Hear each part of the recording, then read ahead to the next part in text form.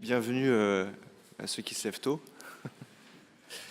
Donc moi, Guillaume Estassi, je travaille chez Synthesio, la même boîte que Beorn et Neuro. Et je suis là pour vous parler de MySQL. On m'a demandé de faire une conférence là-dessus. Donc, Guillaume, moi, en fait, historiquement, j'ai une passion qui est, comme vous le voyez, plutôt la musique. Par mon passif, j'ai été avant chez ITF1, à peu près ce que faisait Raphaël, qui vous a présenté hier Kubernetes, mais moi j'ai fait ça il y a très longtemps. Et maintenant je suis chez Synthesio. Donc Fred qui est le responsable de l'infra et voilà qui est là. Et puis moi je suis un peu son padawan. Ça se passe bien et on est très content des technologies qu'on a. Synthesio, je vais faire une petite présentation d'abord de ce qu'on fait, qui on est. Nous, on propose un outil en fait aux entreprises qui permet d'avoir du suivi de ce qu'on appelle du social listening, en fait, de ce qui se passe autour des marques sur les réseaux sociaux. Donc, on est à peu près leader sur le marché. Notre outil, c'est juste des tableaux de bord. Et ces tableaux de bord, ils présentent des données qui sont agrégées. On crawl les mentions sur tous les réseaux sociaux du monde entier. On fait un peu d'analyse dessus. Il y a beaucoup de stockage, un peu de NLP, de l'analyse de sentiments, des démographiques. Et du coup, ça donne en front à peu près ce genre de choses. Donc là, on a l'exemple d'une mention qui a été crawlée. On est capable de la qualifier automatiquement avec des choses comme la langue, le pays d'origine. On leur donne des notes. On a assigné un sentiment qui est positif, négatif ou neutre. Voilà, donc en gros, c'est quand même beaucoup de traitements et une petite surface de front puisque c'est uniquement destiné aux professionnels. Voilà, donc c'est une boîte qui a commencé historiquement avec du PHP et du MySQL. Il y a un gros stockage MySQL qui est incrémental parce que tous les jours, on écrit, on crawl à peu près 60 millions de mentions par jour. Donc ça donne une idée de la volumétrie qu'on a à traiter et ensuite afficher sur des dashboards comme ça. Petit disclaimer avant de vraiment commencer. Bon, MySQL, tout le monde connaît, mais 95, je pense que c'est pas non plus quelque chose de très nouveau. Malgré tout, chez Synthesio, il y a des choses qui sont assez intéressantes, notamment autour de Galera. Et en fait, j'ai choisi de prendre cet axe de Galera parce que je pense que c'est un produit qui est très critiqué. J'étais le premier à le critiquer quand je suis arrivé à Synthesio. Malgré tout, j'ai appris à le connaître et en fait, je trouve que c'est un outil qui est hyper puissant à partir du moment où on fait ce pourquoi il a été conçu. Voilà.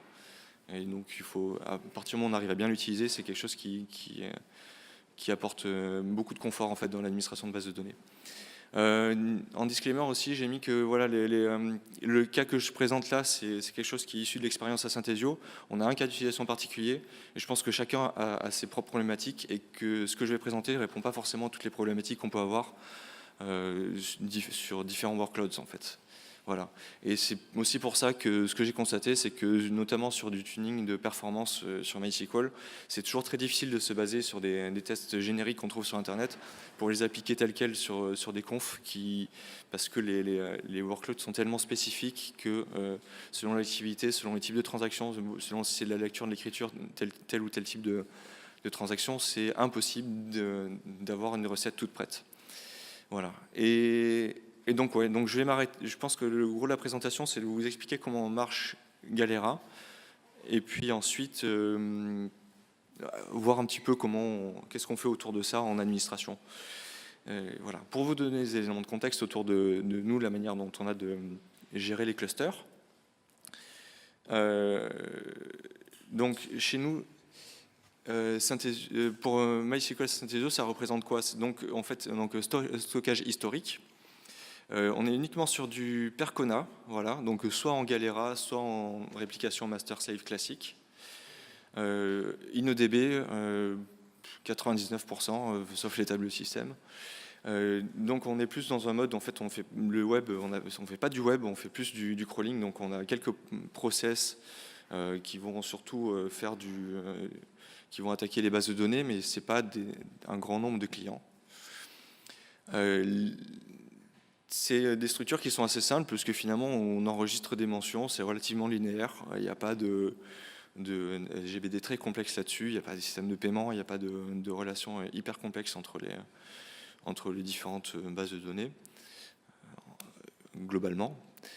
Et puis, donc, c'est comme on stocke, et on stocke des mentions tous les jours, on a besoin d'avoir un historique pour pouvoir proposer 3 ans d'historique à nos clients.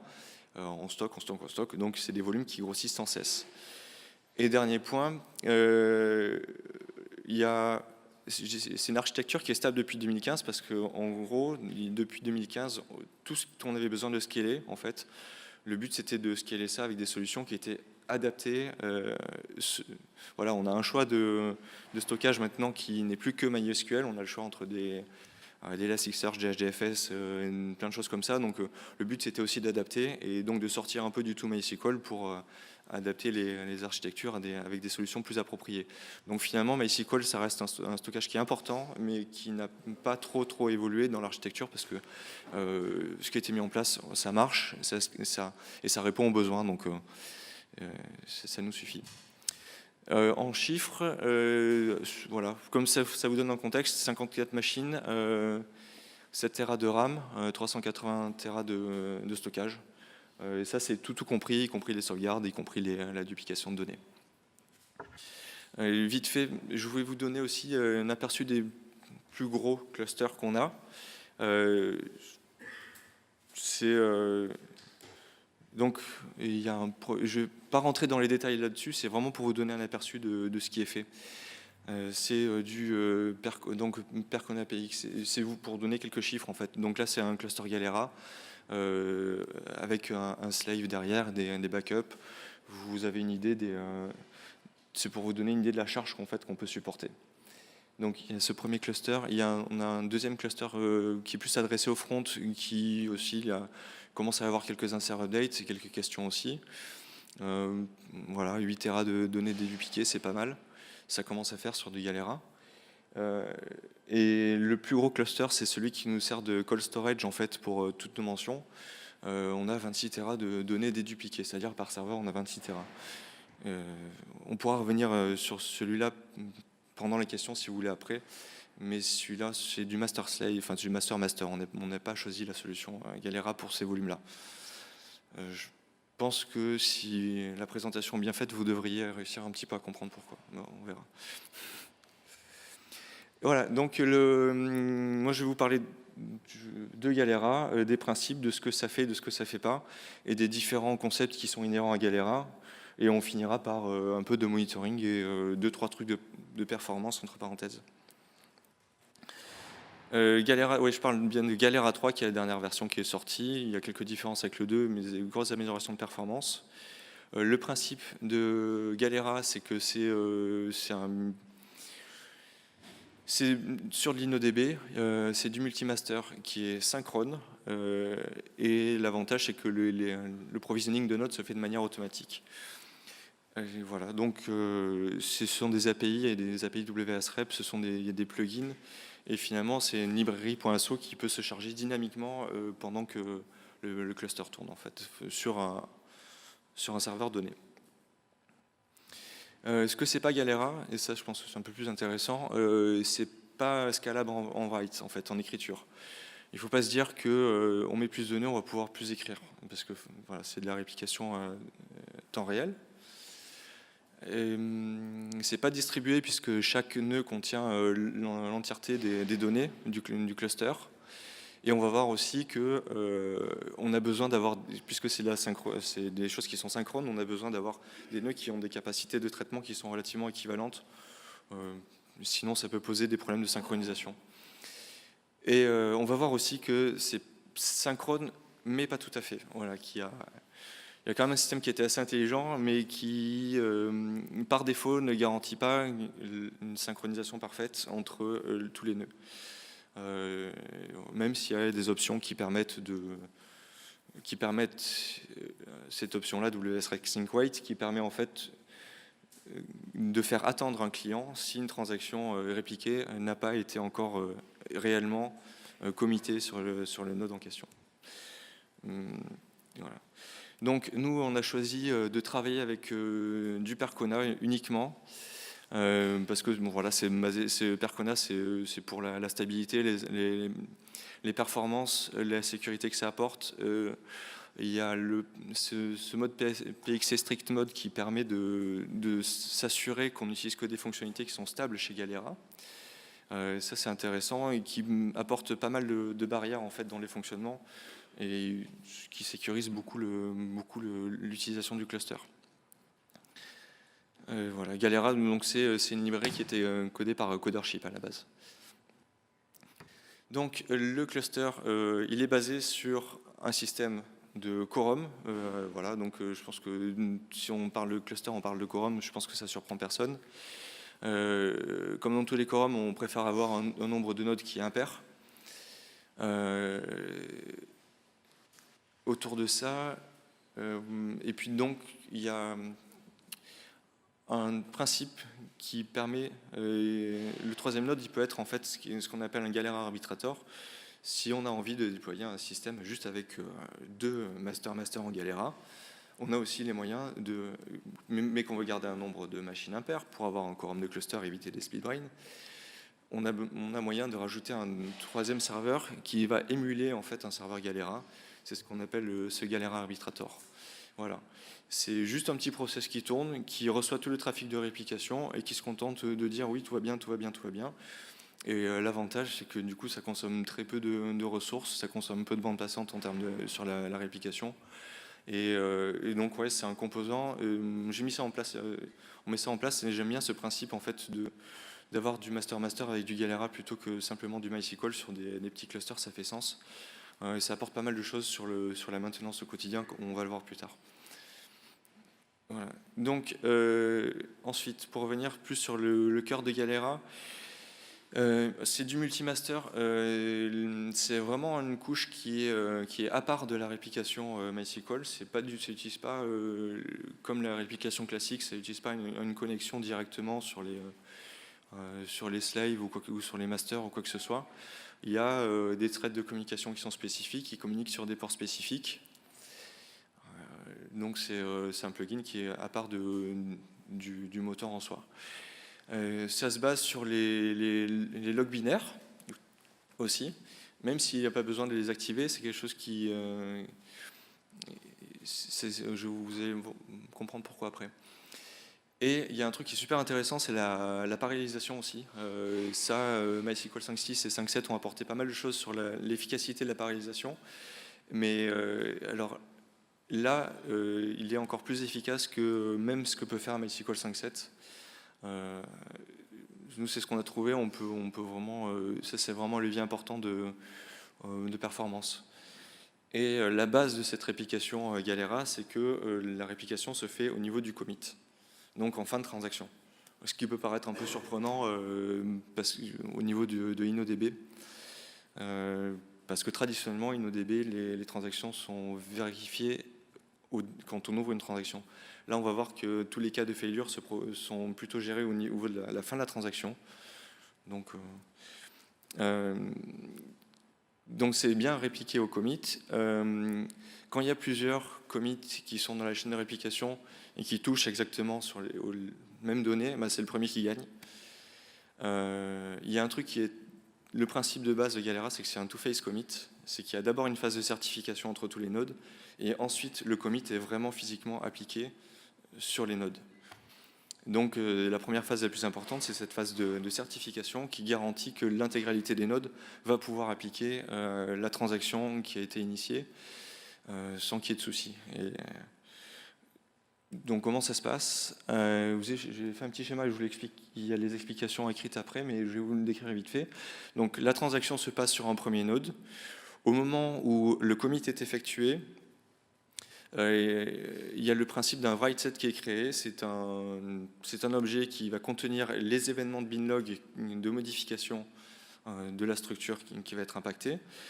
Et aussi toutes les références aux clés, donc ça peut être des clés primaires, des clés étrangères, des clés uniques, qui vont être affectées par ce write set. Ensuite, c'est là où arrive la phase de réplication. Donc le premier node envoie sur le channel de communication ce write set, et tous les nodes doivent certifier ce write set et s'assurer qu'il peut être appliqué.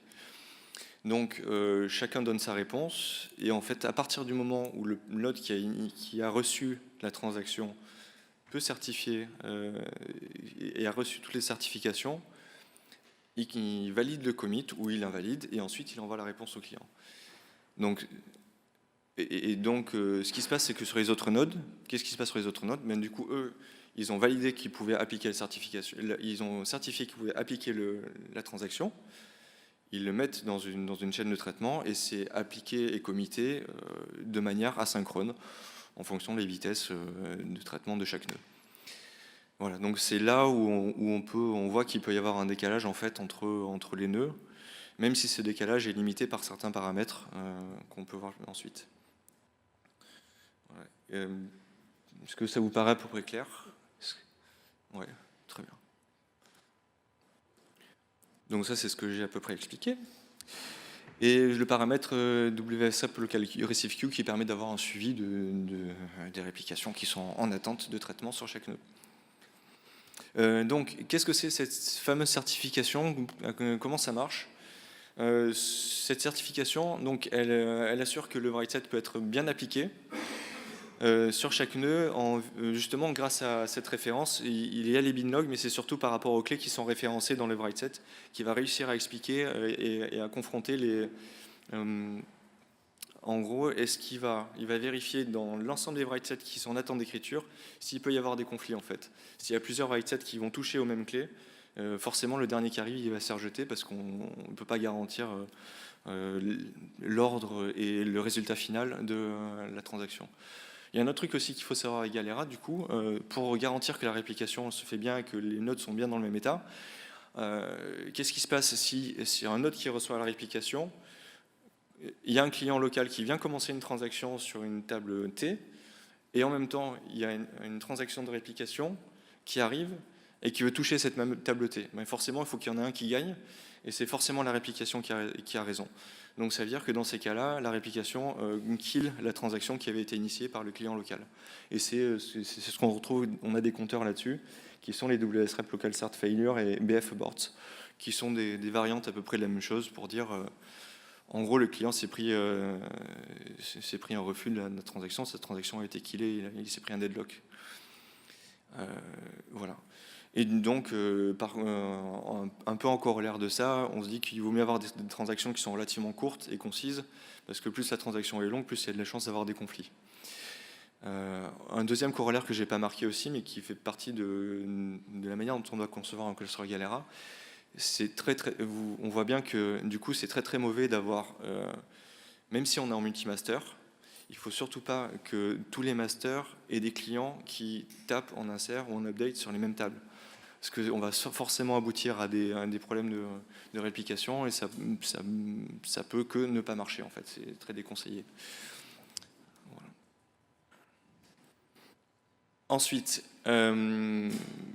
donc on a vu qu'il y avait une espèce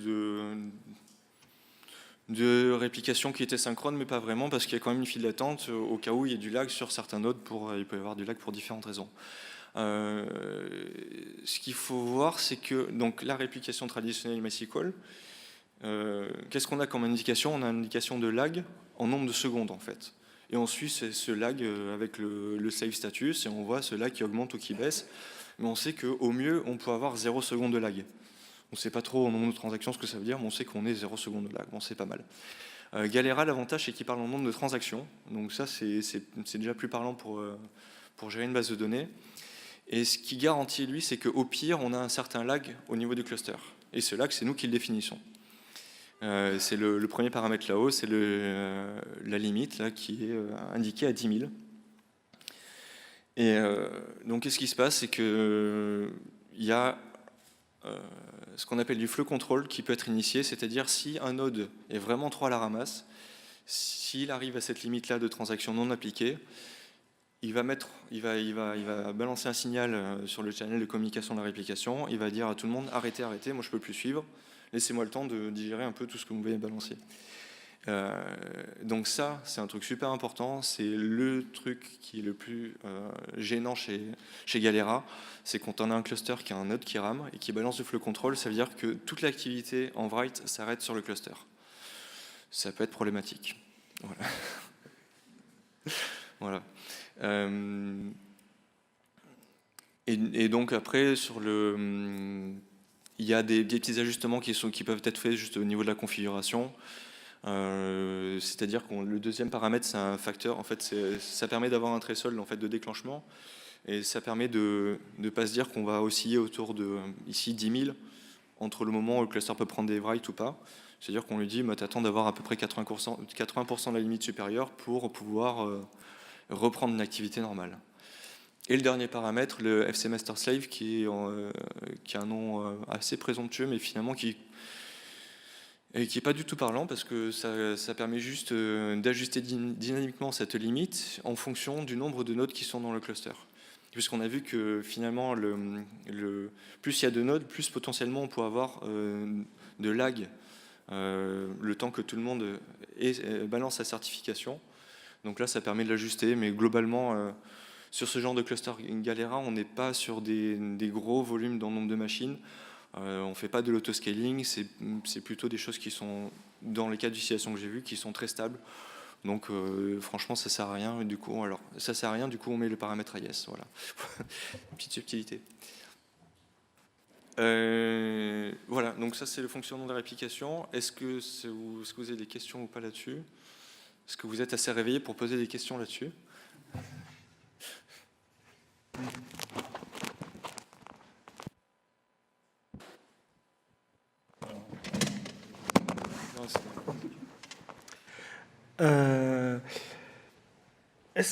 J'en ai plein en fait. Ouh là là. Est-ce que vous avez des alertes sur, par exemple, le taux d'abort des queries dont tu parlais juste avant, là où la réplication gagne par rapport Ouais, au reste? c'est quelque chose qu'on monitor. Ouais. Et vous la alertez partie dessus? monitoring, je l'apporte après. Mais ouais. Okay. Ouais. Du coup, tu parles d'une machine qui peut quasiment paralyser le cluster, si jamais, entre guillemets, elle... Est-ce que tu as un moyen de l'éjecter, entre guillemets, rapidement? Genre, imagine, c'est une machine dont le matériel est défectueux, elle va passer en IO wait et mettre 1000 ans à répondre. T'as pas envie de tout paralyser, est-ce que tu as moyen de, genre, lui dire, C'était un MySQL en fait. toi, tu sors. C'était un MySQL dessus. D'accord. Et du coup... Ou alors tu firewall la machine si tu veux, si c'est juste un lag temporaire, tu peux firewall la machine, attendre qu'elle... Ok, donc du coup, il n'y a pas de trigger, entre guillemets, qui dit, bon, là, on arrête de répondre. Il n'y a pas un système de trigger qui dit, bon, vas-y, on s'éjecte, ou on signale aux autres que lui, on l'éjecte. Et du coup, si tu fais ça, tu te retrouves avec un nombre pair de machines. Ouais. Est-ce que, du coup, ça a du sens de rajouter à ce moment-là, ou est-ce que tu as un moyen de rajouter rapidement un arbitrateur en plus pour garder un nombre impair de machines? Ça se fait pas automatiquement, mais si tu sais que tu vas avoir un nombre de nodes impair pendant longtemps, et c'est vrai qu'il vaut mieux provisionner un arbitrateur en plus, mais ça c'est pas du tout automatisé ça, cette partie-là, mais c'est quelque chose qui faut faire, ouais, complètement. Merci.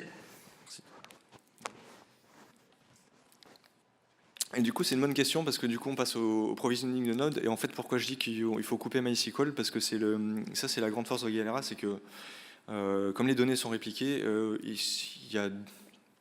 quand on ajoute un nouveau node, il y a deux manières qui se synchronisent en fait. Enfin, soit il revient d'une période de maintenance et il va être capable d'appliquer juste le différentiel de transactions qui lui manque pour revenir dans le cluster. Ou soit c'est un nouveau node, ou alors vraiment il y a un souci dessus, il a perdu complètement la trace de là où il devait être. Et donc là, il y a ce qu'on appelle SST, qui est une réplication de l'intégralité des données du dataset en fait. Voilà, donc comment ça se passe? On a aussi un statut là-dessus, c'est le local state qui indique l'état du node dans le cluster. C'est les petits triangles qui sont indiqués tout à droite. Donc la séquence, à chaque fois qu'un nouveau node rejoint le cluster, son état par défaut c'est 0, c'est initialized. Ensuite, il va demander, il va dire « moi je suis nouveau, j'ai besoin de données, qui peut m'en donner ?» Donc soit dans la conf, on lui a indiqué ce qu'on appelle un donor, qui va lui donner les datas manquantes ou l'intégralité des données, ou soit il y a une élection qui est faite en fonction de celui qui a le cache le plus approprié. À ce moment-là, le node qui est donor, il change d'état, il devient donor, et donc potentiellement il peut y avoir des désynchronisations. C'est quelque chose qui est important pour le monitoring parce que peut-être que selon les modes qu'on a choisis, on a peut-être envie que ce node qui est devenu donor, on a peut-être envie de le sortir du load balancing parce qu'on sait qu'il peut y avoir des soucis. Le transfert a lieu. Une fois que le transfert a lieu, ça prend un certain temps. Le node qui a donné, lui, il revient dans le cluster assez facilement. Par expérience, il n'y a pas trop de soucis de désynchronisation sur le donneur. Mais en revanche, sur celui qui vient de rejoindre le cluster, lui, il n'est pas tout de suite synchronisé. Parce que le temps du transfert des données, il y a eu beaucoup de transactions potentiellement qui ont été générées en plus. Et donc le node numéro 3 se retrouve avec du retard. Et donc il a un certain nombre de transactions à rattraper. Et là, du coup, il n'y a pas la... du coup, il n'y a pas la limite qu'on a vue précédente qui s'applique, en fait. Parce que là, il peut avoir un retard qui est indépendant de ses performances. C'est juste parce qu'il a besoin de se remettre à jour. Donc, dans ce cas-là, c'est pour ça qu'il y a un état joint qui est un état intermédiaire pour dire je suis en train de rejouer toutes les transactions qui sont en retard, ne m'attendez pas, j'arrive. Voilà, en gros. Et une fois qu'il a fini ça, du coup, il se retrouve en état synchronisé. Et là, on part sur un fonctionnement normal. Donc finalement, ces deux états, ce mode de fonctionnement, il est valable que ce soit un transfert incrémental, partiel, ou un transfert complet de toutes les données. Donc la différence entre les deux, il y a un truc qu'il faut voir sur la partie incrémentale, en fait. En plus de donor, ce qui est intéressant, c'est le cache Galera, en fait. Parce que tous les write sets qu'on a vus, qui sont synchronisés, qui sont répliqués, etc., sont cachés localement dans un fichier Galera cache, en fait. Et ce qui est important, c'est de bien dimensionner ce fichier-là pour que si un node passe en période de maintenance, que lorsqu'il revient, il faut qu'il puisse rattraper le différentiel sans pour autant resynchroniser l'ensemble de ces données. C'est d'autant plus pertinent sur des volumes qui peuvent être importants de plusieurs téras. On n'a pas envie de perdre 5-6 heures à refaire un SSD complet, alors qu'on pourrait simplement stocker 20-30 gigas dans un Galera cache et appliquer le différentiel. Voilà. Donc ça se calcule. Hein, j'ai même... Bon, il y a une formule en bas, mais en fait, c'est tout con. Il y a des indicateurs de statut sur les WSREP qui sont tout ce qu'on a répliqué, tout ce qui a été reçu en bytes.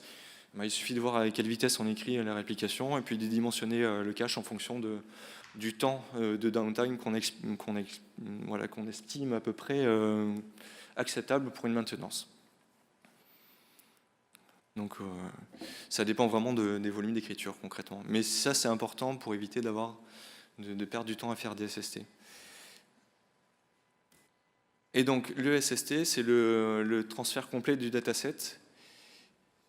Il y a un truc pour quelqu'un qui n'a jamais utilisé Galera, qui peut être un peu surprenant au début, c'est que lorsque le node, si c'était un node qui était déjà présent, qui a déjà un jeu de données, mais qui, du coup, le Galera cache ne peut pas s'appliquer, ou il y a une synchro qui est trop forte, etc. Qu'est-ce que fait Galera en premier? Il supprime absolument tout le répertoire de data MySQL avant de commencer. Voilà. Donc, ça peut être surprenant, mais en fait, c'est le fonctionnement normal. Donc, il commence par faire place nette, et puis ensuite, il va initier tout le transfert de data. Il y a différents moyens, on peut paramétrer ça. Ça peut être un AirSync, ça peut être carrément un MySQL dump, en fait. Mais le plus efficace, ça reste le extra backup de Percona. Qui sert aussi pour faire des backups de data, des backups classiques, mais là qui est utilisé pour faire la synchronisation des nodes. C'est intéressant parce que du coup, alors ça marche beaucoup mieux avec InnoDB qu'avec du MyISAM. Il se base sur les read logs de InnoDB pour savoir où un nœud en est dans les transactions. Il note ce qu'on appelle le LSN, la dernière transaction en cours. Il fait une copie complète des datas qui arrive forcément dans un état qui n'est pas très très consistant sur le node de destination. Et à partir de là, en fait, il a tout un process qui est vraiment du crash recovery Et en fonction du LSN, il va committer les transactions qui sont commitables, et puis celles qui étaient en cours, il les rollback. Et du coup, il a un point fixe pour pouvoir reprendre toutes ces transactions en fait, qui manquent et redemander à la réplication ce qu'il faut. Voilà. Et l'avantage, c'est que c'est non bloquant. Voilà. Une petite optimisation de performance, forcément sur les serveurs MySQL, on a de la mémoire. Quand il démarre et qu'il fait ce SST, en fait, il y a toute une phase, la deuxième phase où il va mettre en état la base, c'est toute la phase d'apply log, en fait, où il va reprendre les logs et appliquer tout ce qu'il peut, rollbacker tout ce qui est pas sain. Et donc pour ça, il a besoin de mémoire, et il est très conseillé dans le my.cnf de lui indiquer d'utiliser le maximum de mémoire possible. Par défaut, c'est assez ridicule, et ça a un vrai gain de performance en fait en termes de vitesse de rattrapage. Voilà. Donc voilà, une fois qu'on a dit ça, il y a un autre aspect qui est, je trouve, critique sur cette partie Galera, c'est les mises à jour de schéma en fait. Voilà. Comment est-ce qu'on se passe quand on veut faire du DDL en fait sur un cluster qui est synchronisé en fait. Percona propose deux méthodes de base, TOI RSU, non c'est pas Galera pardon, et Percona en plus a un outil qu'on va voir à la fin qui apporte pas mal de solutions en fait. Le Total Isolation Order, c'est quelque chose qui s'assure que la query soit répliquée et soit exécutée en même temps sur tout le cluster. Donc ça peut être pas mal, ça peut marcher sur des clusters qui sont pas trop chargés en écriture, mais quand il y a vraiment beaucoup d'écriture et qu'on a besoin d'avoir un changement d'état qui est rapide, c'est pas forcément performant. Ça, forcément, pendant que la query est exécutée, pendant que le DDL a lieu, ça peut avoir des effets bloquants sur les transactions. Et nous, on a noté que sur les clusters, voilà, avec un cas d'écriture plus les updates, etc., le DDL n'avait même pas lieu parce que Galera n'arrivait pas à choper les logs qu'il fallait sur les tables. Donc, on peut faire du rolling schema upgrade, c'est-à-dire qu'on passe un node temporairement, on lui dit toi tu es plus synchronisé, on va t'appliquer des modifications et après tu reviens dans le cluster. C'est fait de manière manuelle, donc c'est-à-dire qu'il faut qu'on applique à chaque fois ces modifications sur chacun des nodes. Et il y a ce fameux état qui est inconsistant pendant que les ordres sont répliqués. Alors, je vais prendre. Je me suis posé la question en fait, est-ce qu'on pourrait faire du blue-green deployment là-dessus? En fait, ce que ça veut dire que c'est du blue-green deployment. Et ce qui est marrant, c'est que je suis parti d'un cas théorique, je me suis dit, est-ce qu'on peut faire ça? J'ai fait le schéma que je vais vous faire défiler la méthode. Et après, je l'ai appliqué réellement sur un cluster de test. Et je me suis rendu compte qu'en fait, c'était pas du tout bon. Donc, je vais vous montrer l'erreur que j'ai faite. Donc, si on part d'un schéma simple avec du code, 3 nodes, un load balancer qui équilibre la charge de manière intelligente, on va faire une modification. Donc, en mode un peu blue-green, donc on sort un nœud du load balancer, on applique la modification. Ensuite, on applique la modification, on le remet dans le load balancer, on sort les autres nodes et on met à jour le code pour qu'il soit dans l'état vert en fait. Donc comme ça, on a la nouvelle structure, le code qui utilise la nouvelle structure, tout va bien. Et ensuite, en plus, on peut rollbacker si on a envie. On peut refaire un SST des nodes qui étaient déjà dans l'état précédent. Et voilà, donc ça on va rollbacker. Ou alors on peut continuer et puis appliquer les modifications sur les autres nodes. En fait, ça marche en théorie, voilà. Ça, surtout pas faire. Ça peut marcher dans certains cas vraiment très précis, notamment si il s'agit de supprimer une colonne, par exemple. Donc le code n'utilise plus la colonne en question. On va supprimer la colonne de la table. Bon, il n'y aura pas trop d'impact. Par exemple, dans le cas d'une création de table, c'est le cas concret que j'ai pris. Qu'est-ce qui se passe? Donc, on fait la création de la table en local sur un premier node. On met à jour le code. On dit, vas-y, tu peux utiliser une nouvelle table. On sort les autres nodes évidemment parce qu'on sait qu'ils ne sont pas à jour. Alors déjà, le node vert, il est plus considéré comme synchronisé. Il est en état 2, en fait, désynchronisé. On va vouloir lancer on va se dire, super, je vais pouvoir faire une insertion sur cette nouvelle table. La réplication a lieu, et c'est là que tout casse, en fait. Bim. Les nodes, en fait, reçoivent l'ordre de réplication, et finalement, comme ils n'ont pas la nouvelle table, en fait, ils réessaient 1 fois, 2 fois, 3 fois, 4 fois par défaut, et ils n'arrivent pas à exécuter cette transaction, donc ce qu'ils font, c'est que carrément, ils se coupent, en fait. Galera constate qu'il y a une vraie désynchronisation sur la structure, et arrête MySQL, littéralement. Ça, c'est Percona aussi qui fait ça. Donc, il arrête MySQL parce qu'il se dit, mon dataset, il n'est pas du tout correct par rapport aux ordres que j'ai reçus, il y a quelque chose qui ne va pas, donc j'arrête, et il refait une synchronisation SST. Voilà. Et du coup, on a tout perdu, quoi. Donc, en fait, c'est pas quelque chose de viable dans ces cas-là. Donc, on se rend compte que c'est pas si évident que ça à faire, les rolling schema upgrade. Les upgrades de chez moi, faire du DDL sur un cluster Galera, c'est pas facile. Il faut penser à tout. Le faire sans downtime, je l'évoque même pas ici parce que c'est vraiment du cas par cas en fonction des types de modifications qui est fait. Et du coup, Percona, ils ont un outil qui est pas mal du tout pour ça, en fait, qui est leur inline schema change, et qui va travailler donc en TOI, c'est-à-dire qu'il va appliquer la modification sur l'ensemble du cluster en même temps, mais l'avantage, c'est que lui, il va faire une copie de la table en question. D'abord une copie de la structure, il va appliquer les modifications, ensuite il va copier les noms, et puis il va faire un swap entre les deux tables. Et du coup, ça fait que finalement, les temps de lock sont pratiquement nuls, en fait. Ça s'accompagne de beaucoup d'options, de beaucoup de security checks sur l'exécution. J'ai mis un exemple de ligne de commande. On voit qu'en fait, il prend même en paramètre le flow control, c'est-à-dire qu'il va être suffisamment gentil avec le cluster Galera pour ne pas le bloquer.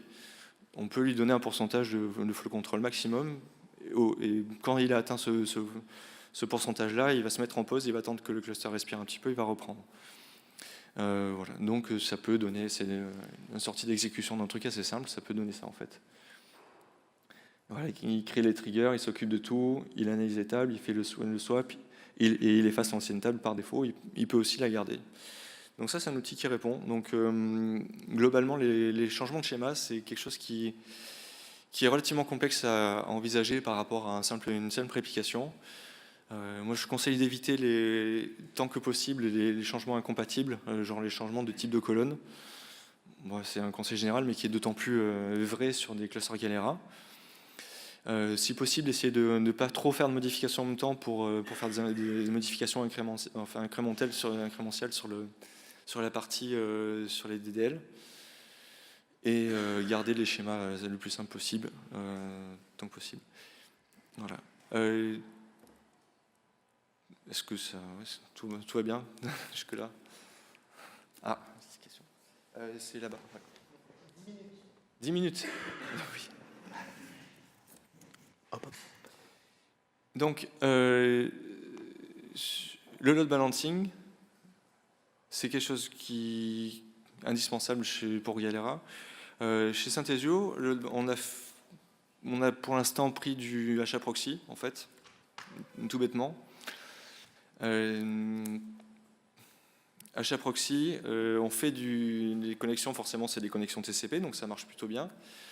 Par contre, on fait du check HTTP en fait. Chaque serveur a un petit démon avec XinetD, tout bêtement, qui écoute sur certains ports et qui est chargé de faire des vérifications pour que HAProxy détermine si le serveur peut être utilisé ou pas. Donc on a plusieurs cas d'utilisation, c'est master, du slave et du Galera dans ce cas-là.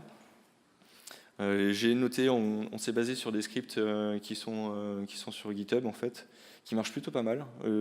Voilà, XinetD, il n'y a rien de nouveau, mais ça nous permet d'avoir quelque chose d'efficace, de sortir des nœuds justement automatiquement s'ils commencent à être dans des états, avoir trop de flow control ou s'ils sont désynchronisés ou des choses comme ça. Voilà, après, il n'y a rien de bien magique, si ce n'est que Dans ce cas-là, c'est quelque chose qu'on fait. Alors, puisqu'on ne fait pas avec ce mode-là, on a un applicatif qui est historique, qui n'est pas très pertinent en termes de séparation des requêtes. Donc, on a un peu, sur les mêmes connexions, on a un peu tous les types de requêtes qui arrivent, du select, des inserts, des updates. Donc, on arrive sur un cluster Galera. Comme je disais, ce qu'il ne faut surtout pas faire, c'est répartir les écritures partout, parce que sinon, on va avoir des soucis de réplication, de certification failure, etc. Donc ce qu'on fait, nous, c'est qu'on a cette VIP-là, et en fait, c'est un seul node qui se prend toutes les écritures. Puisqu'elles sont répliquées, ça veut dire que les autres nodes vont prendre exactement le même volume d'écriture. Et c'est pour ça qu'on n'a qu'un seul node, et on a 2 backups. Ensuite, on peut imaginer des VIP en lecture, qui vont pouvoir, elles, taper un peu sur les autres nodes. On va pouvoir aussi imaginer, si c'est des VIP en lecture, on a envie de respecter des délais de synchronisation qui sont peut-être un peu plus rigoureux et exigeants que ce qu'on a défini dans le cluster Galera. Donc on peut adapter les checks et avoir plusieurs VIP, mais attention à la charge, pour que la charge globale de chaque node soit à peu près équivalente, pour qu'il n'y ait pas de désynchronisation, pour qu'il n'y ait pas un node qui soit plus ralenti que les autres. Voilà, donc il y a une petite astuce aussi, l'avantage et l'inconvénient. L'inconvénient des connexions persistantes, en fait, qu'on demande à des clients forcément d'avoir des connexions persistantes, quand on a une bascule, en fait, on va se retrouver finalement dans cet état où on va avoir des connexions persistantes qui sont encore sur l'ancien node, parce que HAProxy va les garder, et les nouvelles connexions qui vont se faire sur le node qui vient de revenir. Et donc, on va avoir des connexions sur 2 nodes qui vont attaquer les mêmes tables ou les mêmes PK, etc. Et donc, dans ce cas-là, on peut avoir aussi des conflits de certification, on peut avoir des soucis à ramener un node dans le cluster. Donc, si ça se passe comme ça, voilà, iptable, c'est notre ami. Hein, donc, il ne faut pas hésiter à dropper les connexions. Et normalement, les clients savent se reconnecter automatiquement. Sinon, il faut taper sur les doigts des développeurs. Et c'est pour ça que nous, on n'a pas beaucoup investi de temps là-dessus, mais c'est quelque chose qui est dans les cartons, c'est Proxy SQL, qui est la solution qui se distingue un petit peu des autres proxys, qui a l'air la plus stable et qui est vraiment quelque chose qui peut apporter beaucoup de solutions pour nous, notamment dans un cas où on a un applicatif où on n'a pas envie d'investir beaucoup de temps pour le faire évoluer, parce qu'on est plus dans des phases où tout ce qui tape encore sur MySQL, c'est plutôt historique que plutôt des nouvelles choses. Et Proxy SQL peut apporter des réponses en termes de failover, en termes de split de read-write, et aussi en termes de build-log, parce que les build-logs, ça peut nous aider à sauvegarder des états de base ou alors pouvoir forquer du trafic sur d'autres clusters. Voilà. Je vais passer cette partie-là. Je vais juste terminer par la partie monitoring, très vite fait. Voilà, enfin, plutôt l'observabilité en fait. Voilà, ça va être plus le sujet de la conf de Béarn cet après-midi. L'observabilité, en fait, c'est tout ce qui compose, tout ce qui nous permet d'avoir la lumière en fait. C'est qu'on arrive sur une plateforme, on met la lumière, qu'est-ce qu'on a? On a des logs, on met des alertes, on a des suivis de métriques. Globalement, ça ressemble à ça. Ça, c'est le résultat sur un Grafana. La data source, c'est Zabbix. On utilise, voilà, donc qu'est-ce qu'on surveille? La taille du cluster, il y a un cluster status qui dit s'il est en bon état ou pas, et on a un état local des nodes, en fait, là c'est traduit, mais c'est les 1, 2, 3, 4 qu'on retrouvait tout à l'heure, qui sont réexpliqués ici. Sur la partie de gauche, en fait, il y a tout ce qui concerne Galera, en fait, donc on monitor le flow control, ça c'est le plus important. Ça permet ce tableau-là, ce graphe-là, il est intéressant parce qu'il permet de savoir quel est le node qui a envoyé du flow control en fait. Voilà, ça fait partie des variables, enfin des variables de statut qu'on a dans les WSREP. On peut savoir qui est à la bourre et donc ça se voit visuellement là, c'est assez efficace, ça fait un petit pic. Et en dessous, la partie certification, est-ce qu'il y a des certification failure? S'il y en a, c'est que c'est pas bon. Donc là, j'ai pris un exemple où on a eu un souci. Et les queues de réplication, ça permet exactement de suivre aussi ce qui se passe. Et sur la partie nœud droite, on a le plus classique juste pour savoir si les nodes reçoivent toujours bien des queries, s'ils traitent. Et donc on voit qu'au moment où on a eu des soucis de réplication, qu'on a eu une replication queue qui était super importante, bah, il y a un switch de nodes en fait qui a été fait. On le voit en termes de MySQL questions et sur le load average aussi. Mais globalement, nous on est dans des typologies où finalement c'est un node qui prend à peu près toute la charge et les autres qui sont là plus en backup. Voilà. Donc voilà, sur l'alerting, c'est exactement ça. On regarde que le cluster status est primaire, qu'on n'a pas trop de flow control, les certification failure, et aussi un autre truc tout bête qu'on fait, c'est juste vérifier le nombre d'erreurs qu'on a dans les fichiers d'erreurs de MySQL. Voilà, et pratiquement tout ce monitoring. Les bases des métriques, c'est sur le package Percona Zabbix Templates, qui fournit des scripts PHP, mais qui marche. Voilà, y a pas, ça s'installe, ça marche, donc pourquoi aller chercher plus loin? Voilà, donc après, nous, c'est le choix de Zabbix, c'est un choix qu'on a fait historiquement et qui convient bien, honnêtement, pour l'utilisation qu'on en a, surtout sur du MySQL. Un dernier petit point, on m'a dit qu'il fallait que je dise, c'est surtout la dernière partie en fait. Ça a surpris certains, mais dans toutes les queries que les développeurs font, ils indiquent un petit commentaire qui est super utile, c'est qu'est-ce qui a fait cette query. C'est-à-dire qu'on a le nom de la machine, on a le fichier, la ligne de code, etc. Et donc ce qui permet avec un statut tout simple de savoir exactement qui a envoyé la requête. C'est d'autant plus vrai que quand on a des HAProxy, avec le NAT éventuel, le client, tout vient de la même IP, donc on est un peu embêté pour tracer les requêtes de manière très simple. Et donc ça, c'est quelque chose qui est indispensable pour nous, et ça facilite et ça accélère la communication avec les développeurs pour leur remonter ça. C'est vrai que moi, chez ITF1, chez Synthesio, on a toujours fait ça, donc j'espère que vous le faites aussi. Là, on était confronté, et du coup, c'est vrai que, moi, ce que j'espère, c'est que toutes ces choses-là, c'est des choses qui devraient être intégrées de base, et apparemment qu'ils ne le sont pas, notamment dans tout ce qui est ORM. Donc, je ne sais pas s'il y a des gens qui s'occupent d'ORM ici, ou qui nous écoutent, mais ça serait intéressant de pouvoir intégrer ce genre de choses directement dans le code de base. Voilà. J'avais une dernière partie aussi backup, mais il n'y a franchement rien d'extraordinaire à notre niveau. Il y a un dernier petit truc qui est intéressant, après j'aurai terminé, c'est juste avoir un slave qui a du retard volontairement avec du SQLDL. Ça, c'est MySQL 5.6. On peut forcer le lag de réplication sur un slave, et ce qui est intéressant, c'est que du coup les logs binaires sont quand même synchronisés sur le slave en temps réel, mais il y a un délai d'application qui permet de réagir au cas où on a vraiment genre un truncate ou un drop database par hasard, hein, ou comme j'ai dit, tout autre problème d'interface chez ce clavier. Voilà, et si vous avez des questions, c'est le moment.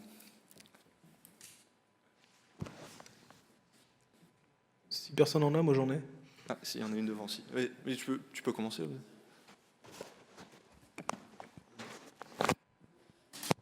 Yay. J'ai pas compris ton essai de modifier le schéma. Ouais. Pourquoi Oui, ça c'est la partie 3, un peu complexe. Pourquoi le node 3 s'arrête? Sur le... Quand tu as essayé naïvement de faire toi-même le changement de schéma. Quand j'ai fait naïvement le changement de schéma, en fait, c'est le simple fait qu'on change le mode de réplique de DDL, qu'on passe en RSU. C'est une commande qui est vraiment locale à la machine, et c'est dans le fonctionnement de base de Galera. À partir du moment où tu passes en RSU, il se passe en désynchronisé en fait. Ok. Et voilà. Et c'est juste son mode qui dit attention, là je suis en train de faire des choses, je ne peux plus recevoir forcément la réplication des autres nœuds. C'est un principe qui est inhérent à Galera.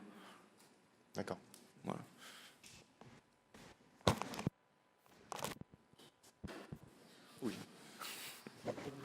Faites attention quand même, hein, quand ça arrive sur un laptop, ça peut péter l'écran. Quand tu rajoutes un node dans le cluster, Oui. tu as un donor ou est-ce que tu peux en avoir plusieurs pour speeder le process? Tu n'as qu'un seul donneur. D'accord. Et du coup, est-ce que le cache est changeable à chaud? Franchement, le Gcache, je sais plus, mais je crois pas. Ok. Ouais. Non, mais Fred me dit que non. Non, il me semble pas, ouais, c'est ça. Il a une solution? Avec GDB, tu peux bidouiller un peu MySQL. Ah, mais il y en a qui sont joueurs. Hein.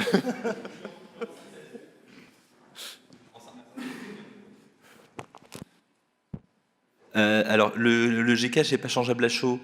Et si jamais vous le remplissez complètement et que vous avez un SST qui est très très long, bah, votre SST va foirer, donc il va falloir redémarrer, tout recommencer. Donc c'est un peu problématique, notamment sur des très très gros volumes de plusieurs Tera quand vous n'avez pas des SSD. Et depuis MySQL 5.7, ça devient très très très compliqué de hacker les tailles de buffer ou ce genre de choses avec GDB, parce qu'il y a des checks de consistency. Oui. Et un peu partout, et ça, vous allez juste cracher votre cluster. Donc j'ai essayé sur des clusters de quelques Tera avec Guillaume, mais ça marche pas, et c'est pas une bonne idée. Du coup, quel est l'overhead de l'utilisation de Galera par rapport à une utilisation entre guillemets master-slave classique? Je veux dire, est-ce que tu as pu mesurer un overhead particulier? Nous, on n'a pas mesuré d'overhead, mais alors on a des conditions particulières, c'est-à-dire qu'on n'a pas tenté le diable, c'est-à-dire de faire du Galera sur du WAN avec des serveurs à l'étranger, enfin dans des pays différents. Et on l'a fait avant, mais on n'a pas voulu voir comment ça marchait vraiment. On sait plus à un overhead au niveau CPU ou ce genre de choses plutôt que réseau en lui-même. Et justement, Galera 3, il apporte des grosses améliorations en fait en termes de performance, parce qu'en gros, avant, il stockait, il s'est démerdé pour avoir des pointeurs directement sur les PK, UK, etc. Dont il a besoin. Donc l'empreinte a bien diminué. J'ai pas fait de test, mais c'est relativement neutre dans la mesure où on a quand même des grosses machines. C'est forcément du SSD et voilà. Donc overhead relativement faible en fait sur des grosses machines. D'accord. Est-ce les write sets dont tu Oui. parlais, il y a moyen, enfin peut-être, je sais pas, c'est la question, de faire genre des bulks pour ça, pour optimiser. Ça c'est la tambouille interne de Galera. On n'a pas de la main là-dessus en fait. Dernière question, promis. Vas-y. Tu as donné les volumes, mais est-ce qu'en nombre de lignes entre guillemets, nombre de rows dans TDB, t'as une idée à peu près de la taille? Parce que tu as donné les volumes bruts, mais au niveau nombre de rows par rapport à la perf. En nombre d'euros, sur les clusters Galera, j'ai plus les chiffres. Je sais que la plus grosse table qu'on a, elle est partitionnée, mais elle fait à peu près 2 Tera. Voilà. Rose? Et donc en nombre d'euros, j'ai pas regardé, mais ça commence à taper un petit peu. Mais elles sont partitionnées. Et après, les plus gros qu'on a, c'est ce qui est en master en fait, qu'on a sorti de Galera. C'est celle qui fait 26 Tera en fait. Et ça, en gros, c'est l'historique de toutes les mentions qu'on a crawlées depuis le début. Et il y a quelques milliards 65 milliards de lignes. Voilà. Et sur des tables qui sont partitionnées aussi. Et ça, sur MySQL, c'est quoi la limite en nombre de rows dans une table? Or, on n'a pas voulu le savoir en fait. Il n'y a pas vraiment de limite, c'est juste des questions de performance à un moment donné. Et du coup, c'est pour ça qu'il y a des solutions dont j'ai pas pu parler ici parce que j'ai pas le temps, Okay. Mais notamment sur le fait de partitionner les tables. Voilà. Okay. Il y a une question là-bas. Toi, t'as pas de question?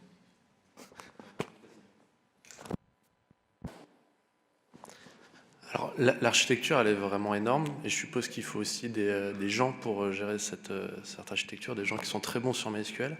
Est-ce qu'aujourd'hui, avec des technos comme AWS Aurora, est-ce que économiquement, c'est encore pertinent de monter soi-même des clusters de la taille que vous avez là, par rapport à des systèmes qui dans le cloud, quoi?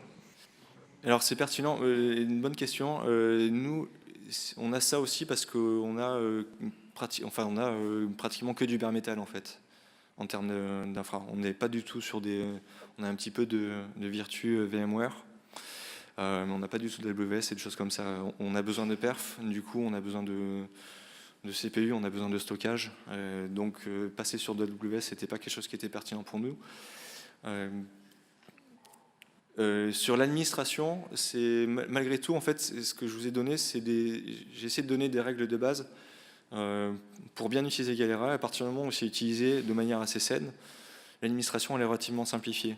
Et par exemple, notamment dans le cas d'un master-master, dans le cas de MySQL, si on a un souci avec le slave, etc., on est obligé de refaire la synchronisation de données à la main, etc. Là, il y a toute une partie qui est automatisée, qui est quand même assez fabuleuse, c'est-à-dire je me fais mon start et puis ça se débrouille pour se synchroniser. Et vous êtes combien pour gérer l'archi-là? Alors, on est 3, mais on est 3 en tout. Mais pour gérer ça prend vraiment très peu de temps, en fait.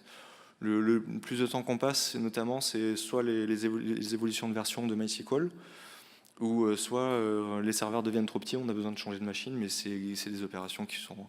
Le changement de machine, c'est quelque chose qui est relativement simple, en fait. Et même le changement de version est relativement simple. Sur du coup, sur du AWS, ça dépend des performances. Je pense que... Je pense vraiment à AWS Aurora, qui a des performances qui déchirent. Mais... Voilà, c'est ça. Comme il y a des performances qui sont déjà suffisantes, et après, c'est eux qui assurent aussi la redondance. Je pense que c'est moins pertinent, en fait. Voilà. C'est vraiment pertinent sur de bare metal. Et justement, je pense que en s'y plongeant un petit peu, en partant avec les bonnes bases, ça peut, pour des gens qui ne sont pas forcément très DBA, il y a quelques bonnes clés à savoir que j'ai données ici. Et une fois que ça s'est fait, après, il n'y a plus grand-chose. Ouais. Voilà.